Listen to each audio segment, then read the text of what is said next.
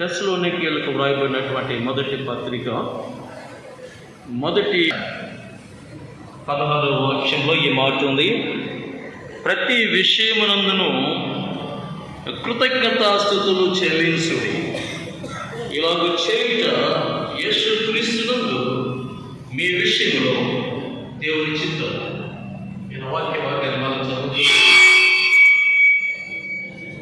ప్రతి విషయమునందు కృతజ్ఞతాస్తుతులు చెల్లించు. ఇలాగ చేయుట యేసుక్రీస్తునందు మీ విషయంలో.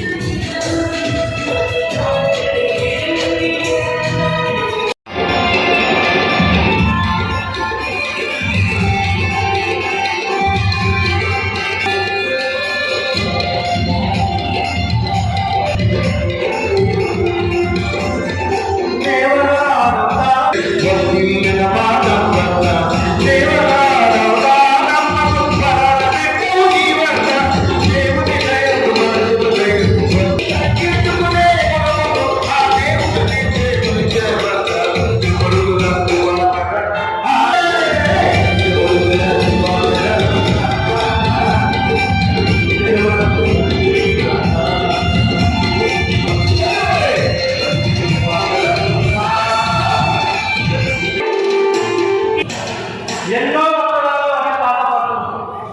ఎన్నో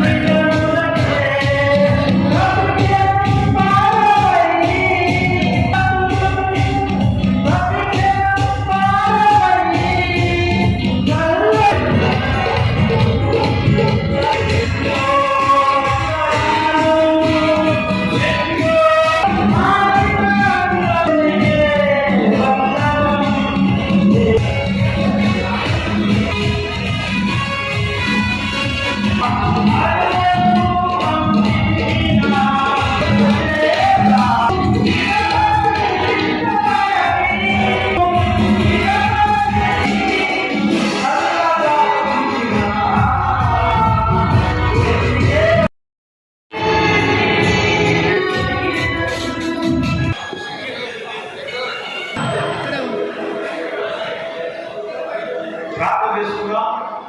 మరి మా రైతు నాయకులు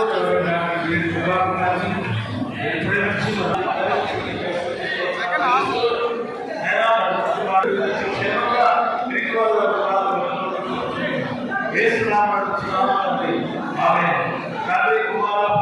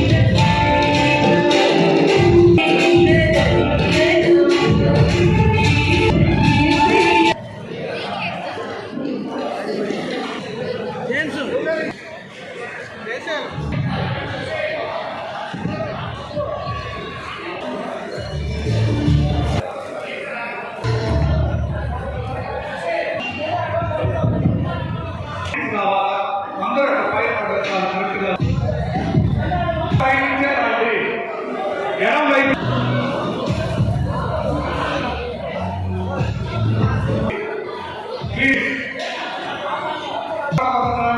అందరూ ఒకసారి 1 by 1.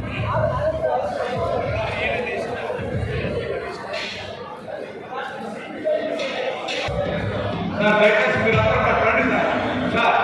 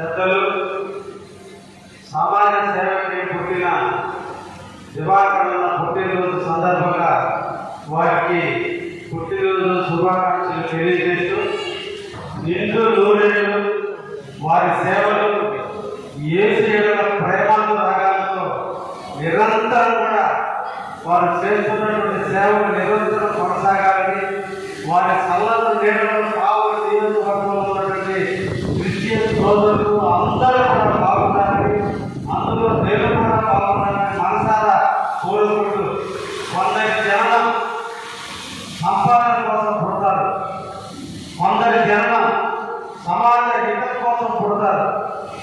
ఎన్నో వనరులు ఉన్నప్పటికీ మా సోదరుడు నమ్ముకున్న యేసు, నమ్ముకున్న సిద్ధాంతం, నమ్ముకున్న నడవడిక మీద ఆధారపడి నిరంతరం కూడా కావలను జీవిస్తూ కావలి ప్రజల అభ్యున్నత కోసం బహుశా చాలా మంది దివాకర్ తర్వాత చాలా మంది చాలా పెద్ద స్థాయికి వెళ్ళిపోయారు.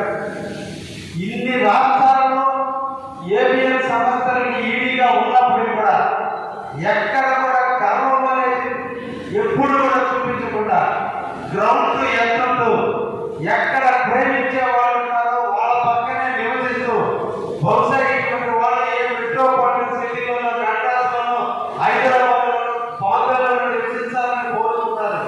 కానీ కావలిలో పుట్టి కావలిలో పెరిగి కావలిలో ఉన్నటువంటి యేసు ప్రభువుకు సంబంధించినటువంటి అందరి కోసం మన కావలికి అంకితమైనటువంటి దివాకర్ని ఇంతకంటే మనం ఏమి చూడగలం? డబ్బులు చూసావా, లేదంటే పదవులు చూసావా? ఈరోజు నిజంగా కూడా కావలి కోసం కావలిలో ఉండడం అందరి వల్ల సాధ్యం కాదు.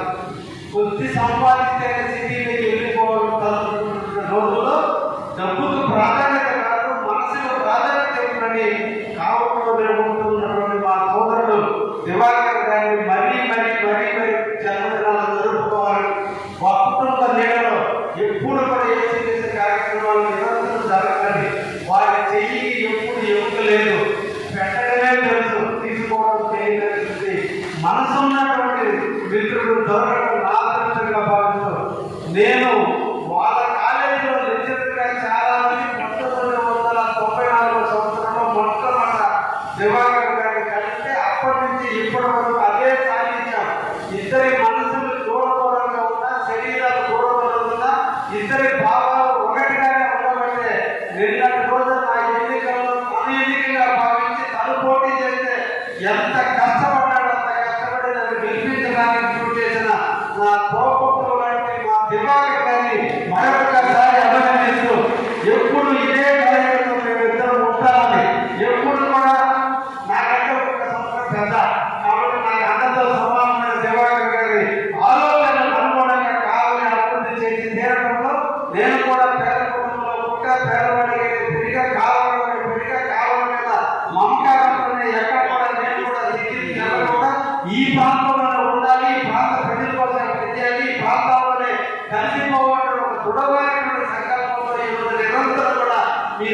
ఓటు వేసి గెలిపిస్తే కావాలని ఒక సేవకుడుగా ఈ రోజు మన యేసు చెప్పాడు, ప్రజలకి సేవకుడుగా ఉన్నానని చెప్పాడు.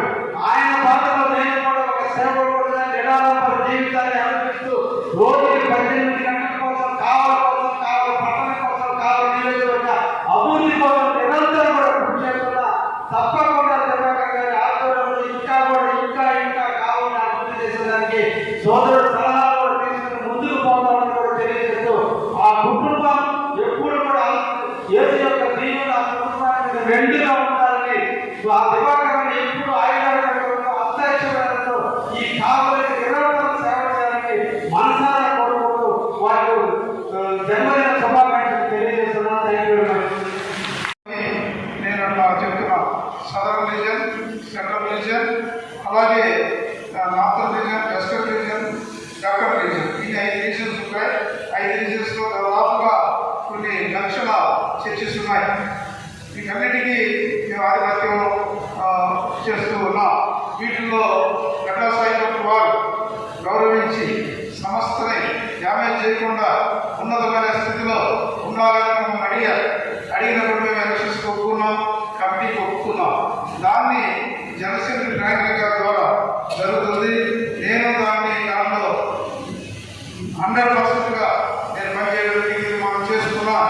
ఎందుకంటే సంస్థలో పుట్టాం, సంస్థలో పెరిగాం, సంస్థలోనే మరణిస్తాం. అంతేగాని ఎలక్షన్స్ వచ్చాయని నేను దాక్కునేది ఉండదు. ఎలక్షన్స్లో కూడా చాలా మంది బయట ఏదో మాట్లాడుతూ కూడా యూట్యూబ్లో నేను చూస్తున్నాను, పిచ్చిగా మాట్లాడుతున్నారు. వాళ్ళందరికీ కౌంటర్ ఇవ్వడం పెద్ద పని కాదు. కానీ ఆ యొక్క మనస్తత్వం మనకి కాదు, ఆ కల్చర్ మనకి కాదు. కాబట్టి ఎవరో మీడియేటర్స్, రియల్ ఎస్టేట్లో మీడియేటర్స్ ఉన్నట్టు నా సంస్థలో మీడియేటర్స్ కూడా ఉన్నారు. కానీ ఏబిఎఫ్ సంస్థని, ఏబిఎఫ్ఎంఎస్ అనే సంస్థని భూస్థాపన చేసింది కోర్టు. అది మాకు చాలా సంతోషంగా ఉంది. ఎందుకంటే సంస్థలో ఎవరెవరు పుట్టారు, ఏమేమో చేశారు, ఎన్నెన్నో మాట్లాడారు, ఎన్నెన్నో 30 సంవత్సరాలు దీన్ని పాడు చేయడానికి సిద్ధపడ్డారు. ఆ సమయంలో దేవుడు నాకు నాయకత్వాన్ని ఇచ్చాడు.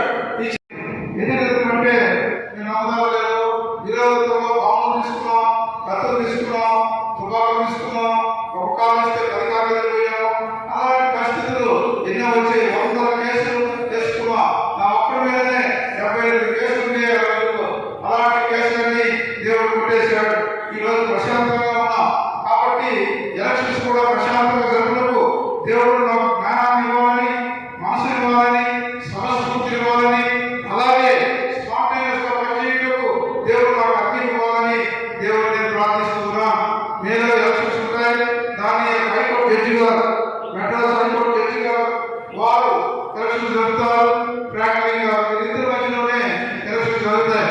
శ్రీనివాస్ గారు చెప్పారు, రవికుమార్ గారు చెప్పారు. అదే నేను చెప్తున్నా.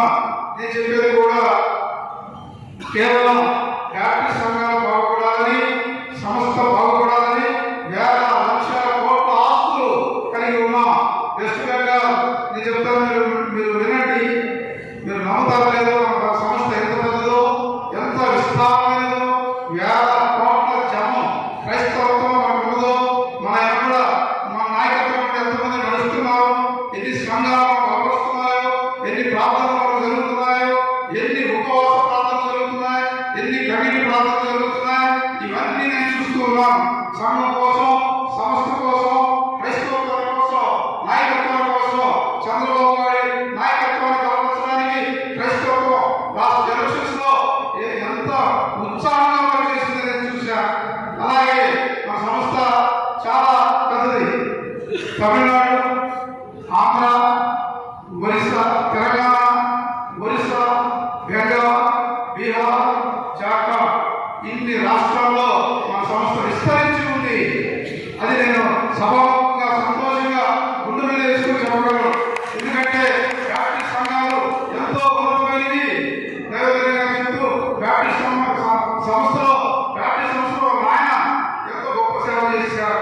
ఇలాంటి సేవ చేసి రాజకీయాలు ఏమీ ఆశించలేదు. ఎమ్మెల్యేగా చెప్పారు, నేను ఎక్కడ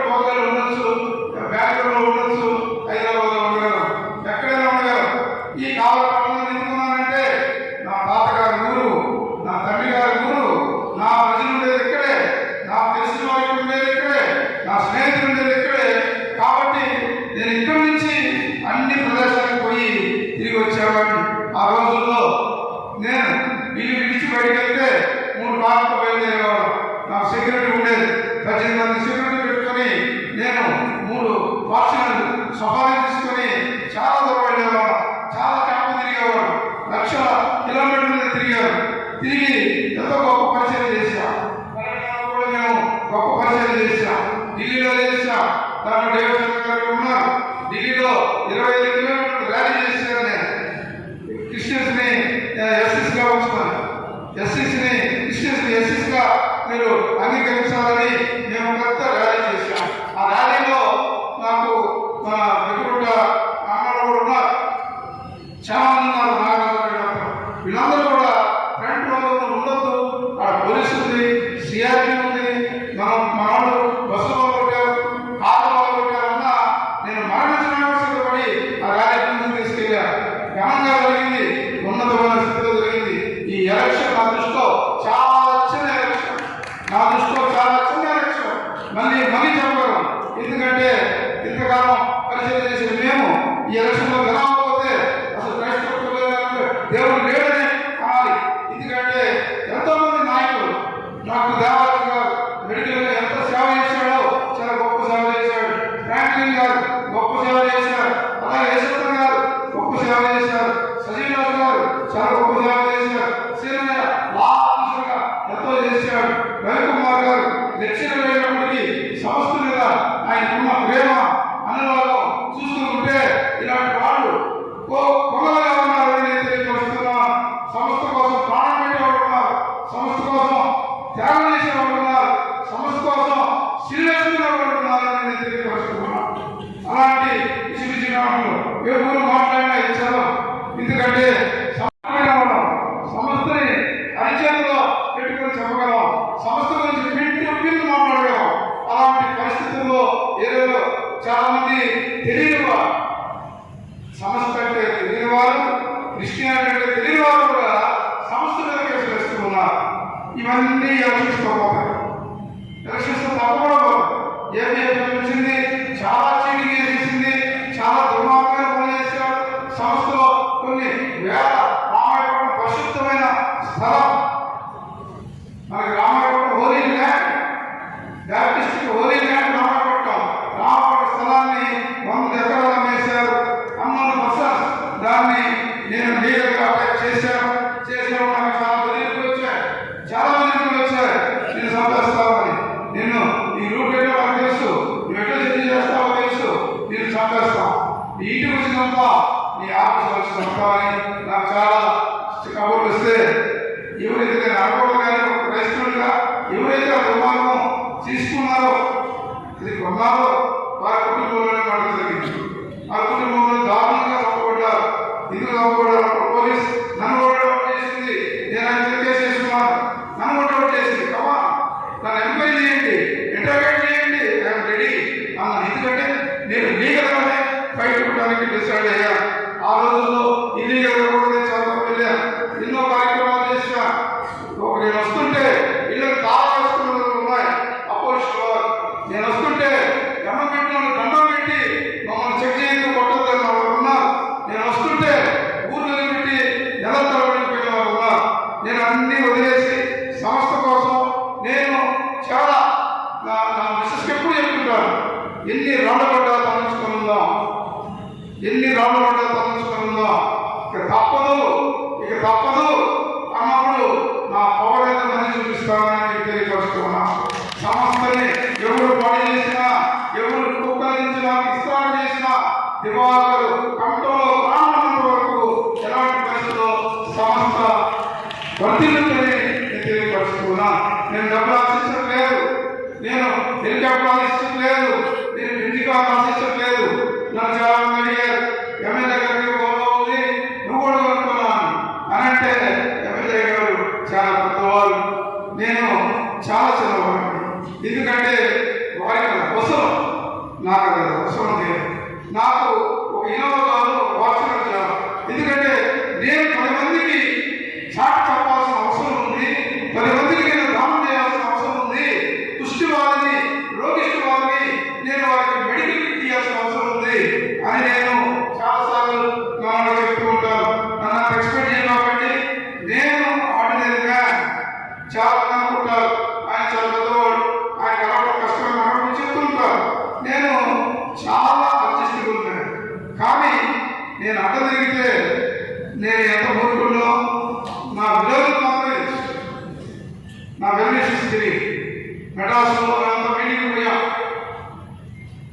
సంస్థ నాయకులందరం పోయినప్పుడు ఒక వ్యక్తి కత్తి తీసుకుని మా పెద్దలందరూ వచ్చాడు. వారి ఎంతో కూతురు మాట్లాడారు, ఎన్నెన్నో మాట్లాడారు.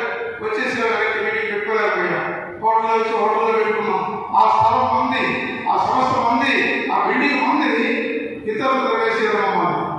ఆ సమయంలో 2 రోజులు ఆలోచించి నా బ్యాగ్స్తో పోయి మొత్తం తీసుకుని కట్టేశారు. కట్టేసి సంస్థ నాదే ముందు చేశారు. వారందరికీ మరణించారు. కానీ దేవుడు ఎంతో మంది మరణిస్తున్నాడు. వ్యాధి వచ్చింది, కరోనా వచ్చింది, కిడ్నీ ప్రాబ్లం వచ్చింది, కిడ్నీ ట్రాన్స్ప్లాంట్ పరిస్థితి వచ్చింది. కానీ దేవుడు నన్ను రక్షించాడు. ఇది రక్షిస్తున్నాడో తెలియదు.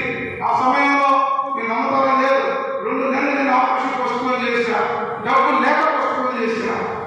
డబ్బు ఉండి కాదు, డబ్బు లేక పోస్ట్పోన్ చేశాను. ఆ టైంలో ఒక నా తమ్ముడు కూతురు నాకు కిడ్నీ ఇచ్చింది. మేము ఇద్దరం ఈరోజు బాగా ఉన్నాం, సంతోషంగా ఉన్నాం. ఆ అమ్మాయి కూడా, ఆ పాప కూడా ఒక డాక్టర్ గారి నుంచి పెళ్లి చేశాం. సంతోషంగా ఉంది. ఆ సంతోషం నుంచి నేను నా ఆనందానికి అంతం లేదు. ఎందుకంటే నాకు ఒక అభయం తీసి ఇచ్చిన బిడ్డ అలాంటి స్థితిలో ఉండటం చూడలేకపోయాను. ఎప్పుడైతే కార్యం చేస్తుందో నన్ను చాలా సంతోషపడ్డా.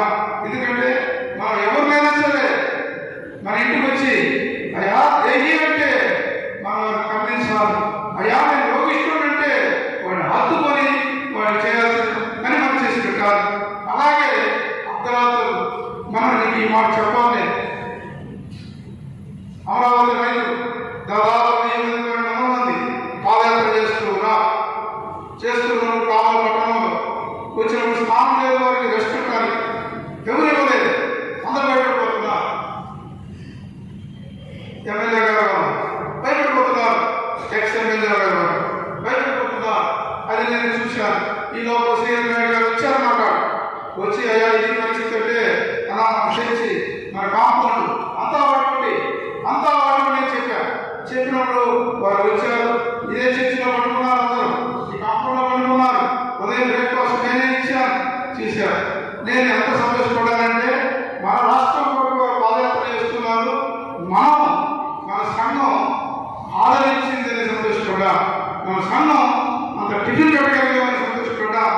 ఈ రోజు ఆ ఒక్క మంచి పని అమరావతి క్యాపిటల్లో మన పేరు, మన సంఘం, మన ఊరు, మన ప్రజలు మారుతున్నారని తెలియపరుచుకున్నా. ఎందుకంటే ఎక్కడ పోయినా ఏ సంఘం, ఏ చర్చ్, ఏ క్రైస్తవుడు ఎవరు కూడా పాదయాత్రలో వారిని ఆదరించలేదు. ఆదరించింది ఒక్క గుండె దివాకరణ గుర్తుపెట్టుకోండి. ఇలాగే జోలి తిరిగి చర్చను గుర్తుపెట్టుకోండి. ఎందుకంటే నేను చాలా గమనించాను. రాజకీయంలో నాయకులు చూసాను చిన్నప్పటి నుండి. నేను ఎంపీలతో తిరిగాను, ఫ్యాక్షనిస్టులతో తిరిగాను, పెద్ద పెద్ద నాయకులతో తిరిగాను, సంస్థలో బిషప్లతో తిరిగాను. వారి సూట్ కేసులు మోసాను, వారి బూట్ చూశాను, అలాంటి కాపు రైడ్ చేశాను, వారికి భోజనం పెట్టాను, వారి బట్టలు నేను ఉతికి ఐదు చేసి నాకు కింద నుంచి వచ్చాను కాబట్టి నాకు ప్రేమ తెలుసు, పేదరికం తెలుసు తెలియపరుస్తున్నా. కాబట్టి మీరందరూ కూడా ఈ శుభ సమయంలో ఒక నిర్ణయం తీసుకోండి. ఎందుకంటే మన మనుషులు మనం ఎలా ఉండాలి, ఎలా జీవించాలి, ఎలా బతకాలి. ఇప్పుడు శివాలయం కూర్చోన్నాడు, సాధన చేసి క్షమించాలి. వారు ఎప్పుడైతే క్షమ పడతారో వారు క్షమించే మనస్తత్వమే మానవత్వం అని క్రైస్తవత్వం బ్యాప్టిస్టుల నాయకులు నిర్మించిన పద్ధతిని తెలియపరుస్తున్నా. అలాగే నా మిస్సెస్ నేను ఎన్నో కష్టాలు నేను నమ్మకం లేదు. ఒకరోజు ఫాల్స్ కేసు పెట్టారు, నా మీద ఫాల్స్ కేసు పెట్టారు. నాకు తెలియదు, పోలీసు చుట్టుముట్టేసింది, నన్ను చేసింది తెలియదు, నేనే తప్పు చేయలేదు. ఈరోజు ఒక ఫాల్స్ కేసు క్రియేట్ చేసి ట్రాప్ చేస్తున్నాను. నేను ఆక్రమిస్తున్నా, నేను జనరల్గా ఆక్రమిస్తున్నాను. నేను రాత్రులు కూడా చాలా యాక్టివ్ ఉంటాను. నేను నా సమయం ఏ సమయం ముందు జాగ్రత్తగా సమయాన్ని ఇస్తాను. ఆ రోజు చుట్టుముట్టారు నా బాగా చుట్టూ. నా సత్యమని చెప్పారు, రైతు లోడ్ చేసి ఇచ్చేసింది. నా సత్యమని రైతు లోడ్ చేసి ఇచ్చేసింది. తీసుకున్నాను, నేను తీసుకుని బయటకు వచ్చేసాను. బయటకు వచ్చేసిన తర్వాత నాకు ఒక ఫోన్ వచ్చింది. వచ్చి చుట్టూ ఉన్నారు, నువ్వు బయటకు రావద్దు, వస్తే ఒక బయట వేస్తారు.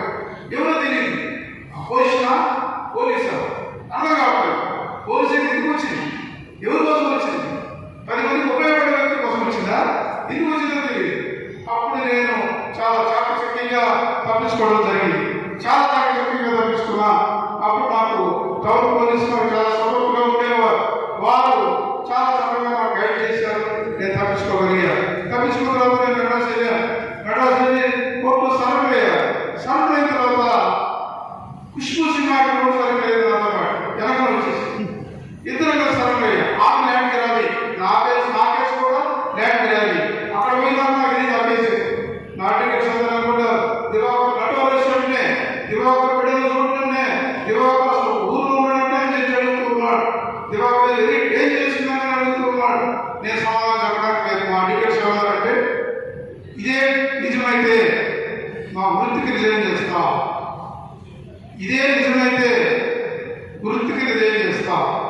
అని ఒక అండర్టేకింగ్ లాంటి ఇచ్చారు జడ్జి గారు. అప్పుడు నాకు బెయిల్ ఇచ్చారు. నేను తిరిగి ఇంటికి వచ్చాను. కేసు ఏదో తెలియదు. అప్పుడు చూస్తే నా స్థలాన్ని, పిఏజీ స్థలాన్ని నేనే కంప్లీట్ చేశానని కేసు పెట్టాను. పోలీసు ఎలా ఉందో చూడండి, చట్టం ఎలా ఉందో చూడండి. ఇవన్నీ చూసి ఇది కాదు న్యాయం అనుకున్నా. అలాగే నేను హైదరాబాద్లో ఈ నాయకత్వం చేసేటప్పుడు ఎన్నో కష్టాలు అనుభవించాను. నలిగిపోయాను. నా ఎముకలు మూలిగా తెలియపరుస్తున్నా. నా ఎముకలు మూలిగా ఈ సంస్థ కోసం అని నేను తెలియపరుస్తున్నా. అయినప్పటికీ నేనేంటంటే మరణానికి కూడా సిద్ధమైనట్టున్నా. సికింద్రాబాద్ కోర్టులో ఉండే ఒక ఫాల్స్ కేసు, ఫోర్జరీ సంతకం, దాని మీద నాకు 3 సంవత్సరాలు శిక్ష చేశారు. చేస్తే నేను స్టన్ అయ్యాను. నేను ఎక్స్పెక్ట్ చేయలేదు, చేసుకుంటేస్తాననుకున్నా. 3 సంవత్సరాలు శిక్ష చేశారు. సంచలు కూడా జైలు మారుస్తూ ఉన్నా. నా సత్యమైన కూడా హైదరాబాద్లో ఉంది, షాపింగ్ చేసుకుంటూ. అప్పుడు పిలిస్తే వీళ్ళంతా ఏంటి ఏడుస్తూ ఉన్నా. నేను వెంటనే నేను నాయకుడు, నేను ఏడవకూడదు, నేను నాయకుడు ఇంతమంది చెప్పేవాడు. ఇక్కడ నన్ను ట్యాప్ చేసి విరోధిస్తాను. నన్ను ట్యాప్ చేసింది సైతం. దీన్ని ఎలా చేయించాలో నేను చూస్తాను. లోపలికి వెళ్ళే ముందు నా డ్రైవర్లు, నా సొంతంతా ఏడుస్తున్నారు. సేనా గారు కూడా ఏడుస్తున్నాడు. అయినా చెప్పారు, నేను కన్నీరు గార్చే నాయకుడు కాను. కన్నీరు గార్చే నాయకుడు కాదు. జైల్లో ఉండి కూడా నేను సంస్థ కోసం ఆలోచించేవాడు. కాబట్టి 15 రోజులు నేను జైల్లో ఉన్నా. ఆ తర్వాత హైకోర్టు బెయిల్ వచ్చింది, బయటకు వచ్చాను. నేను హైకోర్టులో ఆర్గ్యుమెంట్ చేసి కేసు కొట్టేశాను. కాబట్టి అది ఎమ్మెల్యే గారు కూడా నలిగిపోతూ ఉన్నారు, చూస్తున్నాను. ఎన్నో సమస్యలు ఎదురవుతూ ఉంటాయి. వీటన్నింటినీ క్షమించుకోవడం, అలాగే చాకచక్యంగా పనిచేసుకోవడం, దేవుని దయ తప్పకుండా ఉండాలి. ఈ కావాలి నియోజకవర్గంలో చిన్న చిన్న సమస్యలు వచ్చాయి. అవన్నీ నా దృష్టిలో అయితే చాలా చిన్నాయి. ఎందుకంటే ఇంత పెద్ద సంస్థలో నేను ఎన్నో ఆటపోట్లు తిన్నా.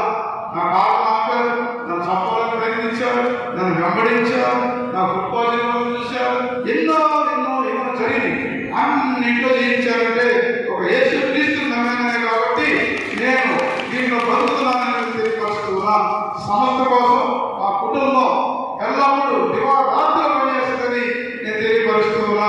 ఎందుకంటే ఏదో ఆట వచ్చింది, ఆట మన మంచి కోసం వచ్చింది, సంస్థ బాగుపడే వచ్చింది అని నేను నమ్మి నేను హ్యాపీగా ఉన్నాను.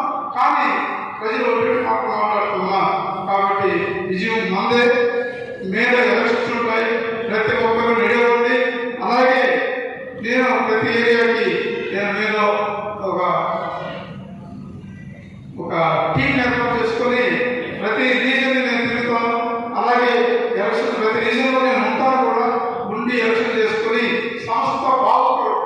సంస్థలో ఇక్కడ ముందు ఫండ్స్ వచ్చాయి, కోట్ల రూపాయలు వచ్చాయి. అలాంటి పరిస్థితులు మళ్ళీ మనం తెలుసుకోవాలి. అసలు వారు పంపించిన పోయినా మన భూములు, మన ఆస్తులు, లక్షల కోట్ల ఆస్తులు ఉన్నాయి. లక్షల కోట్లు. 7 రాష్ట్రాల్లో చెప్పలేనంత డబ్బు ఉంది, చెప్పలేనంత ఆస్తి ఉంది అని తెలియజేస్తున్నాం. దీనికోసం పిచ్చి పనులు చేస్తున్నారు. దాన్ని జాగ్రత్తగా ఎట్లా హ్యాండిల్ చేయాలో చేసి కొడైకెనాల్ ప్రాపర్టీ నేను అమ్మాను. అమ్మినప్పుడు దాన్ని జలధరంగా కొంతమంది రియాక్టివేట్ చేశారు. అలాగే ఈశ్వర గారు ఈ రాష్ట్రంలో ఉన్నారు. వారు దివాకర్ చేసిన సిగ్నేచర్ చాలా చేశారు. చేస్తే డేవిడ్ క్రిస్టియన్ అనే ఒక జడ్జి గారు హైకోర్టులో, మెడ్రాస్ హైకోర్టులో దివాకర్ సిగ్నేచర్